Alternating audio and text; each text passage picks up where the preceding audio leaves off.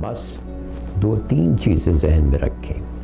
پہلی تو یہ کہ ان مشقوں کے لیے گھر کا ایک ایسا حصہ تلاش کریں جہاں کوئی آپ کو ڈسٹرب نہ کرے۔ یہ مشقیں روزانہ کرنے کی کوشش کریں۔ شروع میں صرف 3 سے 5 منٹ کریں اور وقت کے ساتھ ساتھ ڈیوریشن میں اضافہ کرتے جائیں۔ اس بات سے فرق نہیں پڑتا کہ کپڑے کیا پہنیں یا کیسے بیٹھیں، بس کمفرٹیبل ہوں۔ اور اس سے بھی فرق نہیں پڑتا کہ آپ زمین پر بیٹھے ہیں یا کرسی پر۔ پھر ایک فوکل پوائنٹ کا سوچیں کہ دھیان کس چیز پر دینا ہے۔